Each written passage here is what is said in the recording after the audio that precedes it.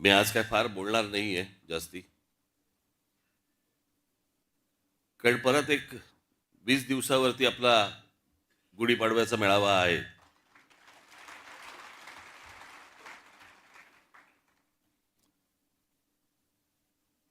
आता तिकडे जर समजा मी दांडपट्टाच फिरवणार असेल तर चाकूसुरे कशाला काढू आत्ता मी.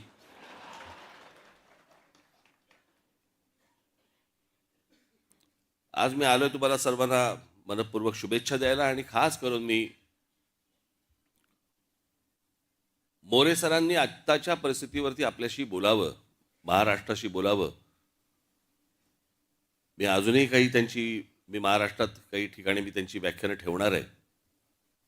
आजच्या या सगळ्या परिस्थितीवरती जी महाराष्ट्राचा जो चिखल झालेला आहे, आणि तो निव्वळ फक्त राजकारणासाठी आणि राजकीय फक्त मतं मिळण्यासाठी म्हणून तुमची आपापसात डोकी फोडून घेत आहेत, आग लावतायत, आणि हे आमच्या लोकांना समजत नाहीये. मोरे सरांनी अनेक विषय आता सांगितले. रामायण काळापासून त्यांनी अनेक गोष्टी सांगितल्या.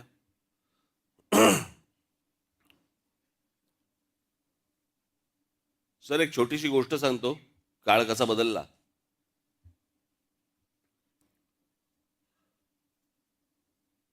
प्रभू रामचंद्रांना ज्यावेळेला वनवास झाला,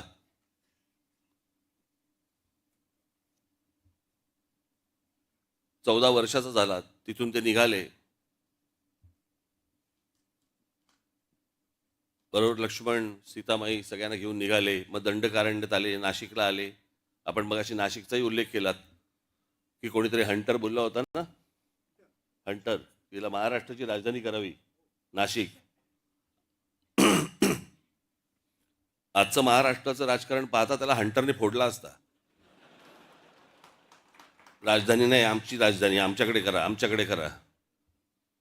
पण प्रभू रामचंद्र निघाले. मग ते दंडकारण्यानंतर पुढचं तुम्हाला सगळं माहिती आहे. 14 वर्ष. मग मध्ये रावण आला, मग सीतामाईला घेऊन गेला. मग प्रभू रामचंद्र आणि मग ते लक्ष्मण शोधत होते. शोधता शोधता त्यांना ते वाली आणि सुग्रीव मिळाले, आणि मग त्यांचं ते युद्ध झालं. मग पुढे हनुमान मिळाले. हनुमानाला घेऊन ते मग तिकडे गेले, आणि मग तिथे तो सेतू बांधला. सेतू बांधून ते लंकेत गेले. लंकेत गेल्यावर त्या कुंभकर्णाला मारलं. मग कुंभकर्णानंतर रावणाला मारलं. मग रावणाला मारल्यानंतर सीतामाईला घेऊन ते परत अयोध्येला 14 वर्षानंतर परत आले. मध्ये तो त्यांनी एक सेतू बांधला.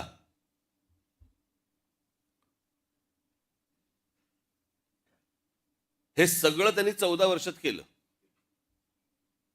आणि बांद्रा वरळी सी लिंक हा आपण 14 वर्षात बांधला. कुठे अयोध्या, कुठे दंडकारण्य, कुठे गेले, तिथून लंकेत गेले, सेतू बितू बांधून गेले, तिथून परत आले. हे सगळं 14 वर्षात घडले. हे सगळे जे काही कामं सुरू आहेत, जेवढ्या काही गोष्टी सुरू आहेत ना, मी त्याचा सविस्तर मी बोलणार 30 तारखेला आपल्याशी.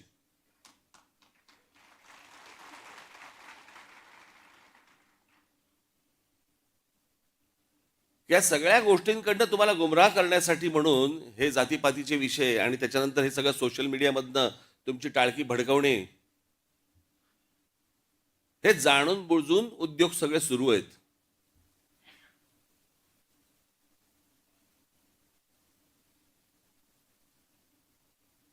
कालच महिला दिन झाला.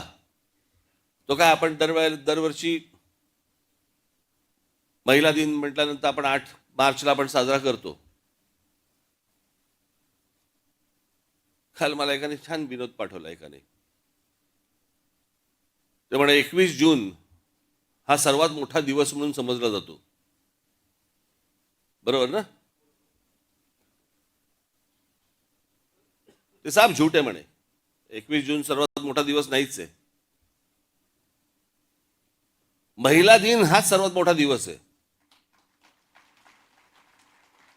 कारण तो 8 मार्चला सुरू होतो आणि पुढल्या वर्षी 7 मार्चला संपतो.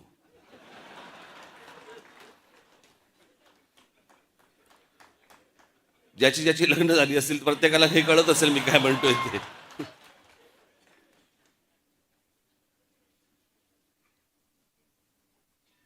पण आपल्याकडे काय करतात, महिला दिन म्हटल्यानंतर सगळेजण भेटणार, महिला दिनाच्या शुभेच्छा. दोन पुरुष एकत्र आले तरी ते एकमेकांना देतात. अरे ह्याच्यात महिला कुठे आहे?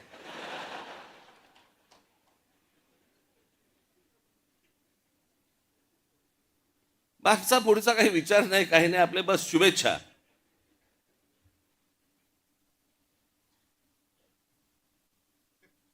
महिला दिनाच्या शुभेच्छा आपण देतोय, परंतु एका सर्वात मोठ्या महिलेचा विसर पडून देतोय आपण. त्या व्यक्तीला विसरतोय की खरं तर महिला दिन हा दिन खरं तर जिजाऊ साहेबांच्या नावाने हा खरं तर ओळखला गेला पाहिजे.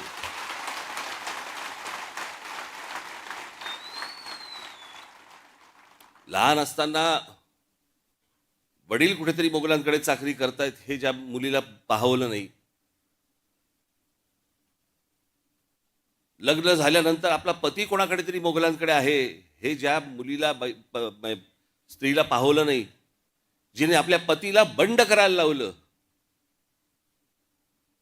जिच्या मनात सुरुवातीपासून स्वराज्य नावाची गोष्ट ज्या महिलेच्या मातेच्या मनामध्ये होती, तिने आपल्या मुलाकडनं ते स्वराज्य घडवून आणलं. परंतु या सगळ्या इतिहासाच्या मागे एका स्त्रीचं मन होतं, एका महिलेचं मन होतं. ते आपण विसरतो. आज महाराष्ट्रामध्ये इतक्या महिला होऊन गेल्या, महाराष्ट्रातले म्हणजे देशामधली पहिली डॉक्टर महिला, डॉक्टर झाले त्या महिला जोशी, आनंदीबाई जोशी. आपण विचार करतो काय महिलांचा? इतक्या महिलांचं योगदान आहे, आणि खास करून महाराष्ट्रातनं.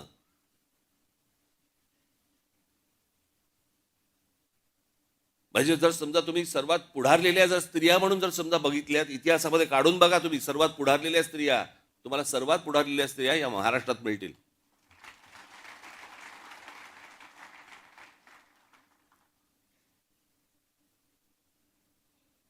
नुसत्या कसल्या शुभेच्छा देतोय आपण? त्यातनं आपण काही घेणार आहोत का? आपण काही त्यातनं विचार करणार आहोत का? आज पक्षाला 19 वर्ष पूर्ण झाली. ही 19 वर्ष आपली कशी गेली, काय गेली?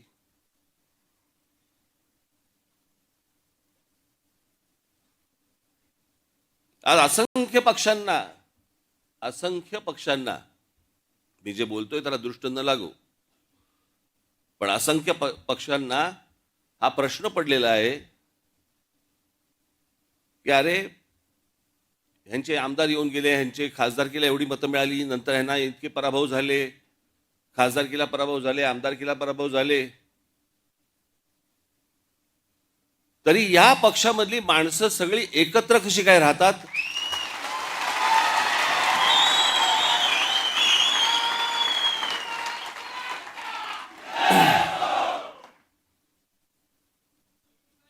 फेरीवाले तरी असतात, आपले काम करत असतात, कष्टाने काम करत असतात, कष्ट घेत असतात. पण हे आत्ताचे जे राजकीय फेरीवाले आलेत ना, असे फेरीवाले माझ्या पक्षात नाही, आपल्या पक्षात नाही आहेत. आज या फुटपाथवर तिकडनं कोणी डोळा मारला की त्या फुटपाथवर हे असले राजकीय फेरीवाले आपल्याला नाही उभे करायचे आहेत. आपल्याला जे बांधायचंय, आपण खणखणीत दुकान बांधू, फेरीवाले नाही होणार.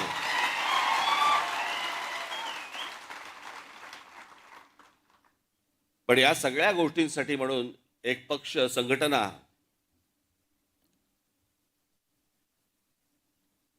जी सगळ्या ठिकाणी आपली आहेच, पण ती मजबूत करणं जास्ती गरजेचं आहे. खालपर्यंत माझा जो गटाध्यक्ष आहे इथपर्यंत त्याला त्याच्या घरच्यांना पण वाटलं पाहिजे की नाही, माझ्या मुलाची काळजी घेतायत, त्याच्याशी कोणतरी बोलतायत. आणि म्हणून पुढच्या 2 दिवसामध्ये त्याला एक आत्ता आकार दिलेला आहे मी.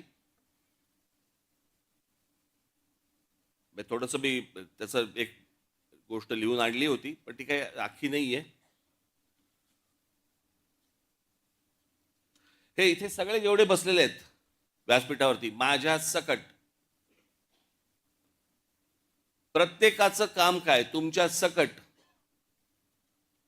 खाली आपल्या महाराष्ट्र सैनिकासकट प्रत्येकाचं काम काय असणार आणि ते दर 15 दिवसाला तपासलं जाणार.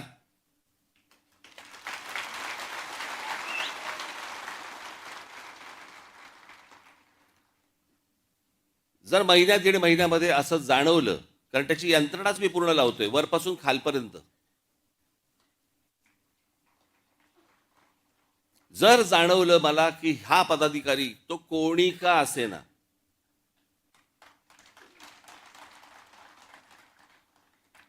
जर मला त्याच्यामध्ये काम चुकारपणा जर समजा दिसला, कळलं का, तर मी त्याला पदावरती ठेवणार नाही. आत्ता सांगून ठेवतो तुम्हाला मी. त्याच्यानंतर ज्या फुटपाथवर जायचं असेल त्या फुटपाथवर जाऊन बसवत नाही.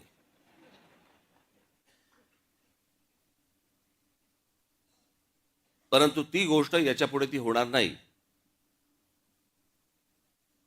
मी काल मला सांगितलं कोणीतरी, त्या दिवशी एक मेळावा बैठक लावली होती मुंबईला आणि काही मुंबईचे शाखाध्यक्ष आणि काही उपविभागाध्यक्ष आणि विभागाध्यक्ष काही हे हजर झाले नाहीत. म्हणजे हजर झाले नाहीत, त्यांची हजेरी घेतली आणि मग प्रत्येकाला विचारलं, मग काय काय कारण एक एक घरचे हे आजारी होते, ते होतं काहीतरी बघ. त्यातल्या 5-6 जणांनी सांगितलं, साहेब कुंभला गेलो होतो. म्हटलं गधड्यानो करता कशाला पाप.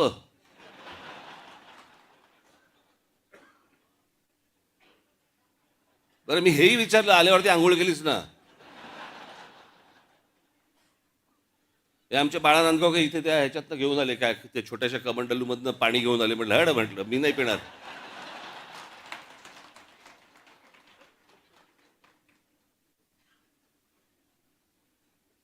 अहो मला सांगा, आता तो सोशल मीडिया आल्या पूर्वीच्या काळात ठीक होतं. मी त्या सोशल मीडियावरती बघतोय माणसं तिथे आलेल्या बाया बिया घासतायत आणि बाळा नांदगावकर साहेब गंगेचं पाणी कोण पिईल ते पाणी. चला आत्ताच करोना गेलाय, कोणाला त्याच्याशी काही देणं घेणं नाही. 2 वर्ष झाले तोंडाला फडकी बांधून फिरले आणि तिकडे जाऊन जाऊन आंघोळ करतायत.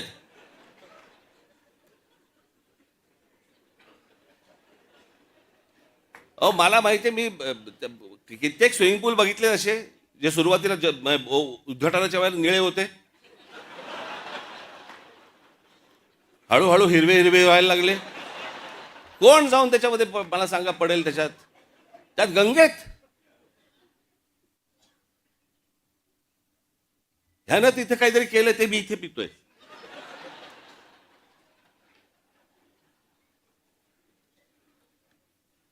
श्रद्धेला पण काय अर्थ आहे की नाही. एक नदी या देशामधली स्वच्छ नाहीये, एक नदी. आणि आम्ही काय नदीला माता. परदेशामध्ये आम्ही अनेकदा जातो त्यावेळेला बघतो तिकडच्या नद्या स्वच्छ नद्या, ते काय तिकडे माता बिता म्हणत नाहीत, तरी नद्या स्वच्छ. आमच्याकडे सगळं पोल्युशनचं पाणी आतमध्ये, कोणी आंघोळ करतायत, कोणी कपडे धुतायत, काय वाटेल ते चालू आहे.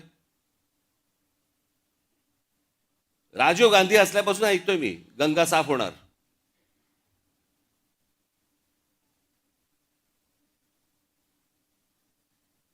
मग मध्ये राज कपूरनी चित्रपट पण काढला,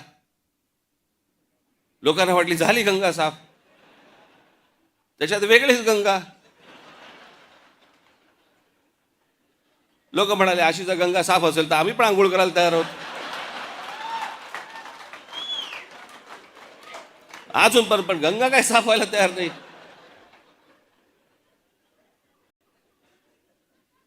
या सगळ्या श्रद्धा अंधश्रद्धेतनं बाहेर या जरा, सगळ्यातनं डोकी हलवा नीट.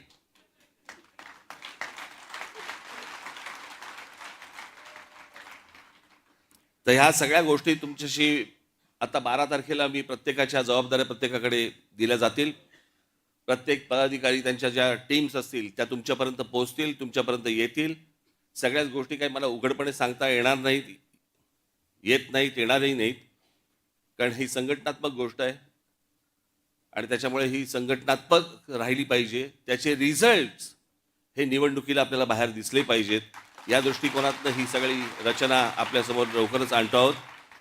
मी सर्वांना परत एकदा 19 तारखेच्या 19 वर्ष झाली त्याच्या मी आपणा सर्वांना मी मनपूर्वक शुभेच्छा देतो आणि आपण जमलेले सर्वजण आणि माझ्या महाराष्ट्रामधल्या प्रत्येक माझ्या महाराष्ट्र सैनिकांना मी विनंती करतो की येत्या 30 तारखेला गुढीपाडव्याच्या दिवशी जल्लोषात गुलाल उधळत आपण सर्वांनी शिवतीर्थावरती यावं अशी मी आपल्या सर्वांना विनंती करतो आणि आपल्या सर्वांची मी रजा घेतो. धन्यवाद. जय हिंद, जय महाराष्ट्र. आणि आदरणीय